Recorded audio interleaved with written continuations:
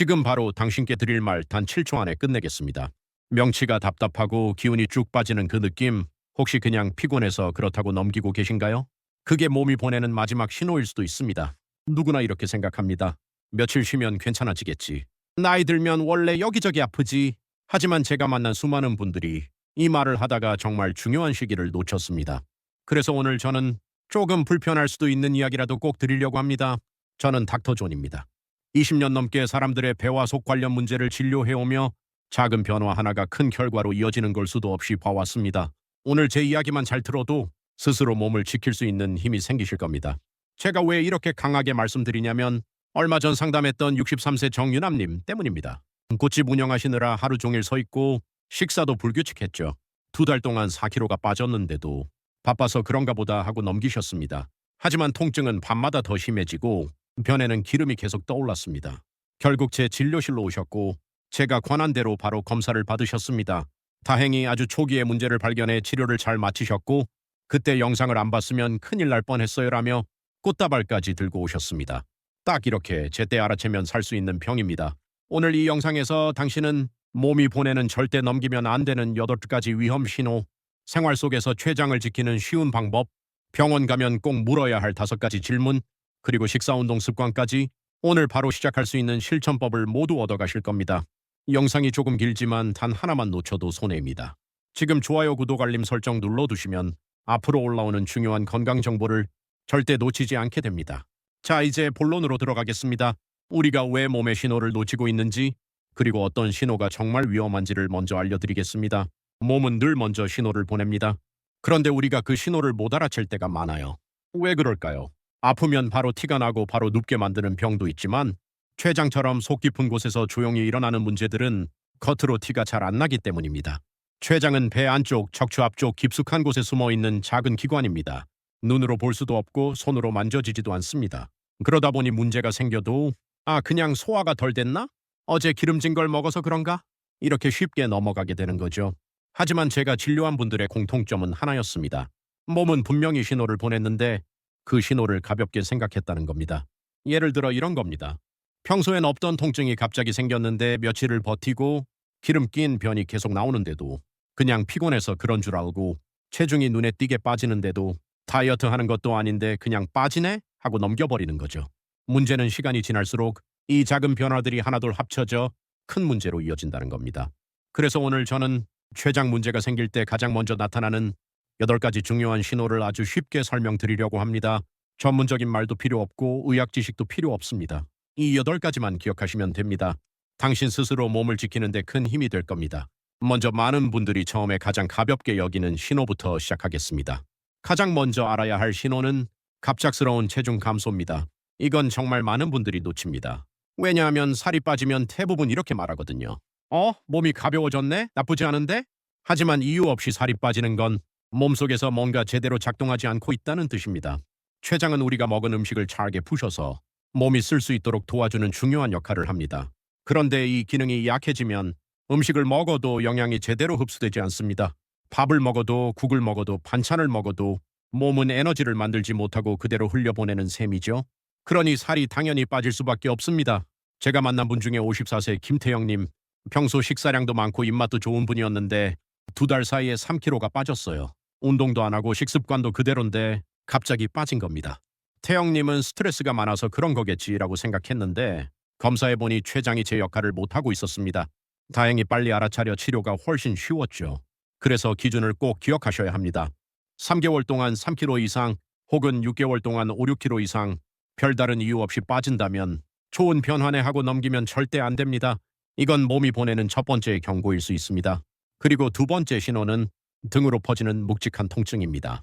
이건 대부분 허리 통증으로 오해합니다. 허리 뭉쳤나? 무거운 거 들어서 그런가? 하지만 췌장 문제로 오는 통증은 느낌이 조금 다릅니다. 명치나 배 한가운데에서 시작해서 등으로 쭉 뚫고 나가는 듯한 느낌이 들고 특히 밤에 더 심합니다. 누워있으면 더 아프고 몸을 앞으로 조금 구부리면 그나마 덜 아픈 특징이 있습니다. 이건 췌장이 있는 자리와 통증이 번지는 방향이 딱 맞아떨어지기 때문입니다. 이 통증을 처음 겪은 분이 58세 고창호님, 택시 운전을 오래 하신 분이라 허리가 오래 앉아 있어서 아픈가 보다 하고 한 달을 버텼어요. 파스도 붙이고 침도 맞았는데 나아지지 않았죠. 나중에 배 검사를 해보니 췌장 머리 부분에 염증이 있었고 그게 통증을 등까지 보낸 것이었습니다. 바로 이것처럼 배에서 시작해 등까지 이어지는 통증은 절대로 허리 통증이라고 단정하면 안 됩니다. 췌장에서 오는 신호일 가능성을 항상 염두에 둬야 합니다. 이 두 가지 신호, 갑작스러운 체중 감소와 등으로 번지는 통증은 췌장이 보내는 가장 초기의 SOS입니다. 이 단계에서만 알아챌 수 있다면 빠르게 대처할 수 있고 치료도 훨씬 쉽습니다. 이제 다음으로 넘어가서 세 번째 신호를 설명드리겠습니다. 세 번째 신호는 입맛이 사라지고 계속 피곤한 느낌이 이어지는 것입니다. 이건 정말 많은 분들이 놓치는 부분입니다. 왜냐하면 입맛이 떨어지고 피곤한 건 누구나 한 번쯤 겪는 일이라고 생각하기 때문이죠. 하지만 췌장에서 문제가 생기면 이 두 가지 변화가 같이 찾아오는 경우가 많습니다. 그리고 그 느낌이 좀 다릅니다. 먼저 입맛이 사라지는 건 단순히 오늘은 밥이 별로 당기지 않네 정도가 아닙니다. 평소 좋아하던 음식 냄새만 맡아도 속이 울렁거리고 먹기가 힘들어지는 상태입니다. 특히 기름진 음식은 더 심하게 느껴집니다. 그리고 피곤함도 보통의 피곤함이 아닙니다. 잠을 충분히 자도 몸이 안 풀리고 낮에 조금 움직이면 금방 지치고 가만히 있어도 몸이 축 늘어지는 느낌이 계속됩니다. 이건 좀 이상하다 싶은 피로가 며칠이 아니라 2주 이상 이어지는 겁니다. 제가 기억하는 사례가 있습니다. 67세 오선희님, 평소에 입맛이 좋고 활동적이던 분이었습니다. 그런데 갑자기 좋아하던 반찬도 손이 안 가고 아침에 일어나도 기운이 하나도 없다고 하셨어요. 처음에는 계절 바뀌어서 그런 줄 알았는데 피곤함이 계속 이어지면서 결국 끓인 음식조차 먹기 힘들 정도가 됐습니다. 제가 말씀드린 대로 검사를 받아보자고 했고 췌장에서 염증이 시작되는 단계가 발견됐습니다. 그때 바로 치료를 받고 지금은 건강을 되찾으셨죠. 선희님은 그때 그냥 넘어갔으면 어쩔 뻔했냐고 하셨어요. 여기서 중요한 건 두 가지가 함께 나타난다는 겁니다. 입맛이 사라지고 몸이 이유 없이 계속 지치고 무거운 느낌이 든다면 이건 단순한 피곤함이 아닐 수 있습니다. 그리고 네 번째 신호는 조금 민감할 수 있지만 정말 중요한 내용입니다. 바로 기름기 섞인 편, 즉 편이 물 위에 뜨거나 기름막이 둥둥 떠 있는 현상입니다. 이건 췌장이 음식을 잘게 부수는 역할을 못할 때 가장 먼저 나타나는 변화입니다.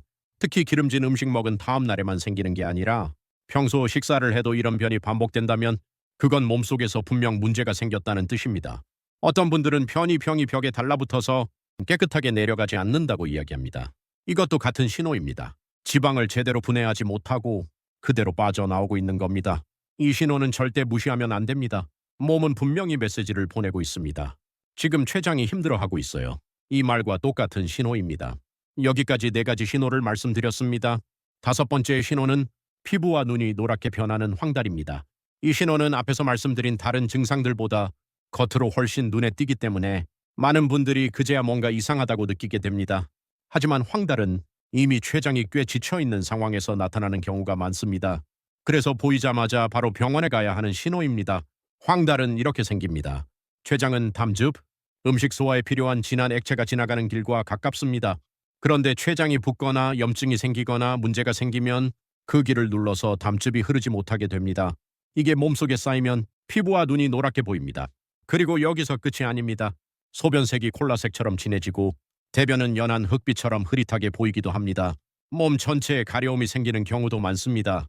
긁어도 시원하지 않고 특히 밤에 더 심해서 잠을 설치게 되죠. 이런 변화는 감기나 단순한 피곤함으로 절대 오지 않는 신호입니다. 몸 안에서 담즙이 제자리를 못 찾고 피부 아래로 흘러들어가기 때문에 생기는 명확한 변화입니다. 제가 상담했던 61세 박세훈님도 그랬습니다. 세훈님은 평소 건강하던 분인데 어느 날 거울을 보니 눈이 약간 노래 보였다고 합니다. 처음에는 조명 때문인가 했는데 다음날 아침에도 그대로였죠. 그리고 소변색이 이상하게 진해서 불안한 마음에 병원에 오셨습니다. 검사 결과 췌장 주변이 부어 담즙이 지나가는 길을 살짝 눌러서 황달이 시작되는 단계였습니다. 세훈님은 그냥 며칠 더 지켜보자 했다면 상황이 훨씬 더 심해졌을 거라고 말씀하셨어요. 정말로 빠른 판단이 생명을 지킨 경우입니다. 황달은 특히 기억해야 할 신호입니다. 눈이 노랗게 보이거나 소변이 지나치게 지나거나 피부가 너무 가렵다면 그 어떤 일정보다도 병원 방문이 먼저입니다. 그리고 여섯 번째 신호는 많은 분들이 의외라고 느끼는 내용입니다. 바로 갑자기 생긴 당뇨 혹은 기존 당뇨가 갑자기 잘 조절되지 않는 상황입니다. 이게 왜 중요하냐면 당을 조절하는 호르몬을 만드는 인슐린 공장이 바로 췌장이기 때문입니다. 췌장이 약해지면 당 조절이 어렵고 갑자기 혈당이 들쭉날쭉해집니다.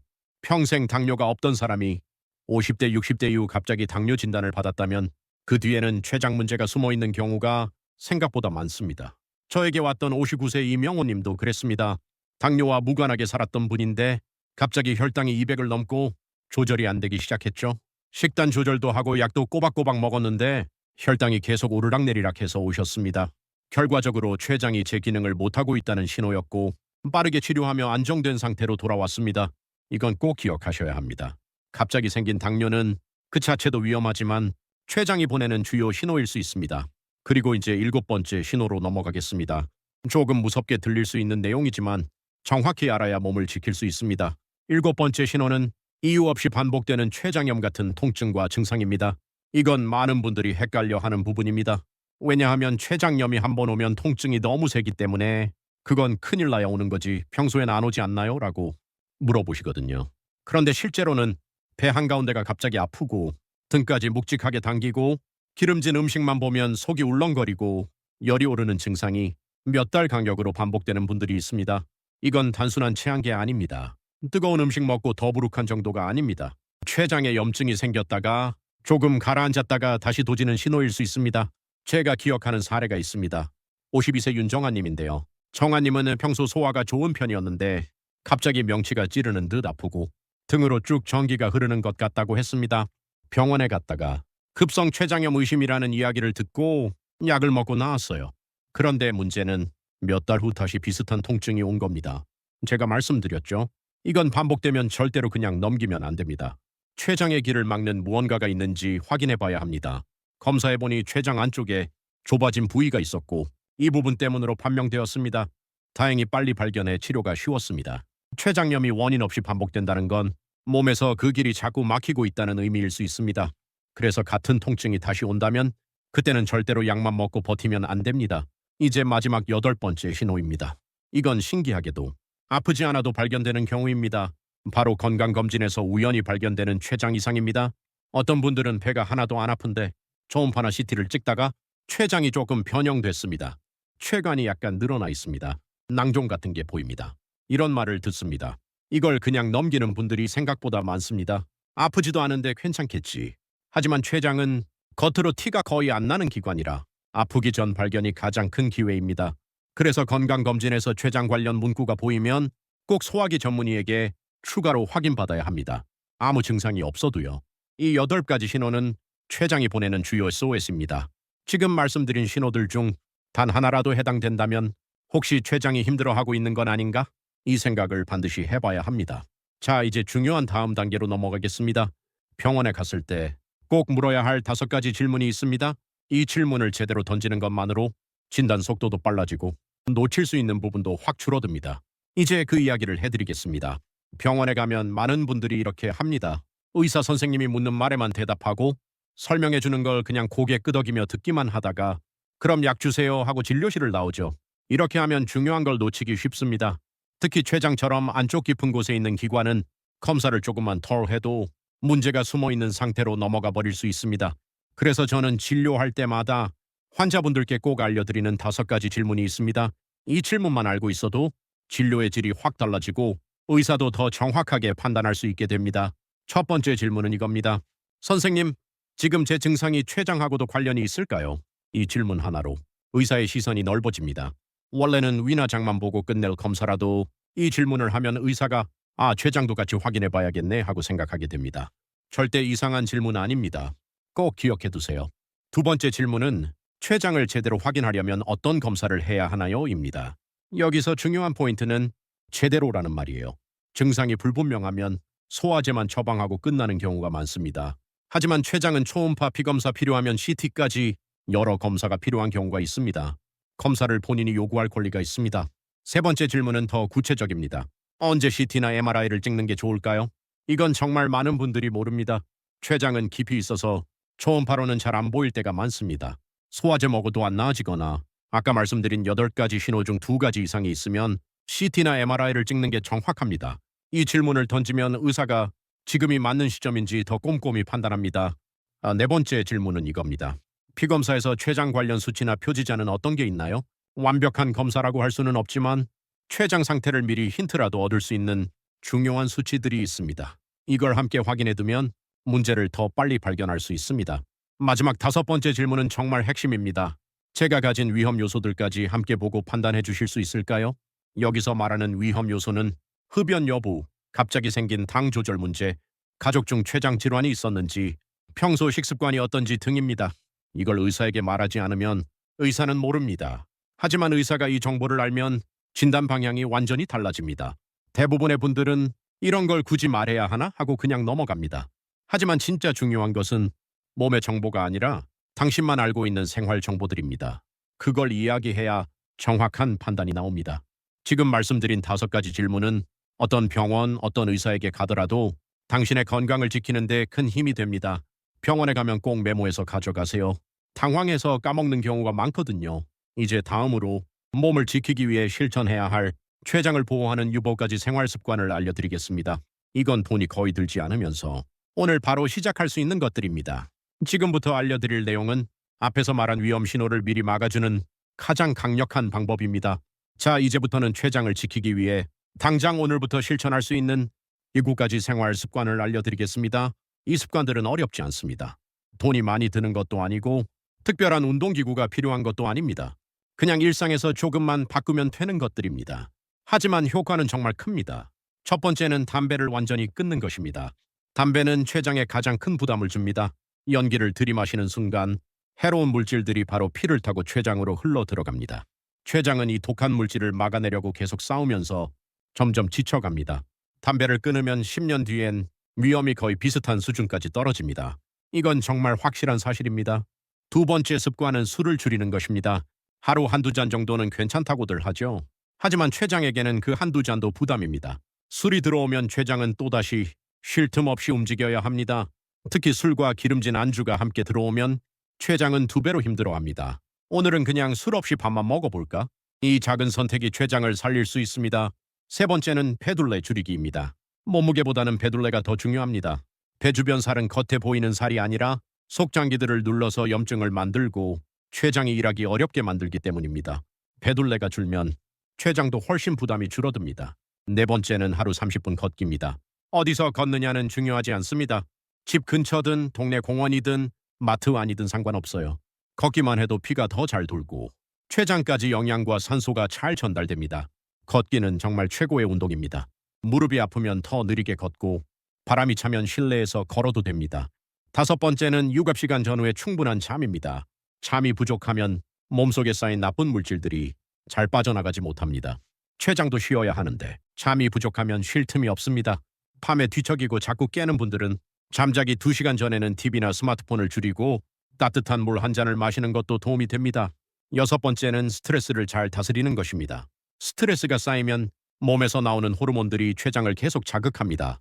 이게 오래되면 췌장이 약해지고 염증이 생길 수 있습니다. 산책, 음악 듣기, 가벼운 취미, 무조건 큰 걸 할 필요는 없습니다. 하루 10분이라도 자신을 편하게 해주는 시간 꼭 필요합니다.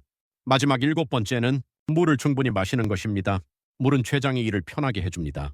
물 부족은 췌장을 무겁게 하고 음식을 잘 분해하지 못하게 만듭니다. 아침에 일어나서 한 컵, 식사 30분 전에 한 컵, 자기 전에 한 컵, 이 정도만 해도 췌장은 훨씬 편안해집니다. 지금 말씀드린 9가지 습관은 어려운 것도 아니고 돈이 드는 것도 아닙니다.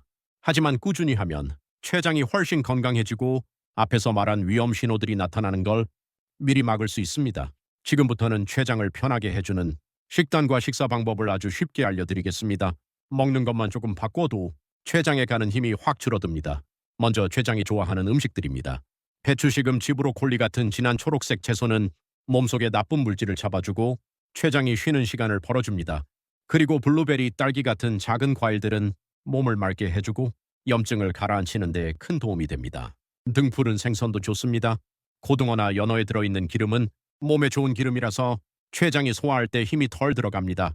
그리고 현미나 보리처럼 씹으면 고소한 곡물들은 혈당을 천천히 올려서 췌장이 갑자기 바쁘게 움직이지 않아도 됩니다. 반대로 췌장이 싫어하는 음식도 있습니다. 소시지, 햄, 훈제고기처럼 가공된 고기들, 기름에 튀긴 음식, 너무 달거나 단맛이 강한 음식들은 췌장을 한 번에 혹사시키는 음식입니다. 식사 방법도 아주 간단합니다. 배부르게 한 번에 몰아 먹지 않기, 기름진 음식은 조금만 먹기, 잘 씹어서 천천히 먹기, 이 3가지만 지키면 췌장은 훨씬 편안해집니다. 오늘 이야기 정말 많았죠? 하지만 한 번에 다 기억하지 못해도 괜찮습니다. 앞에서 말씀드린 췌장이 보내는 위험 신호 8가지, 병원에서 꼭 물어야 할 5가지 질문, 췌장을 지키는 9가지 생활 습관, 그리고 먹으면 좋은 음식, 피해야 할 음식, 이 중 단 하나만이라도 실천하면 당신의 몸은 바로 그날부터 달라질 수 있습니다. 지금 이 영상을 보고 계신 당신은 이미 첫 번째 선택을 잘 하신 겁니다. 가장 중요한 건 지금 시작하는 것입니다. 몸은 절대 거짓말하지 않습니다. 어떤 신호든 그냥 지나가는 일은 없습니다. 오늘 들은 내용이 당신과 당신이 사랑하는 가족을 지켜주는 큰 힘이 되기를 진심으로 바랍니다. 이 영상이 조금이라도 도움이 되셨다면 구독과 좋아요, 알림 설정 꼭 눌러주세요. 그래야 다음에 준비한 중요한 건강 정보도 놓치지 않고 바로 받으실 수 있습니다. 저는 계속해서 당신의 몸을 지키는 데 필요한 이야기들을 가장 쉽게, 가장 정확하게 알려드리겠습니다. 오늘 함께 해주셔서 진심으로 감사합니다. 당신의 하루가 건강하고 편안하길 바랍니다.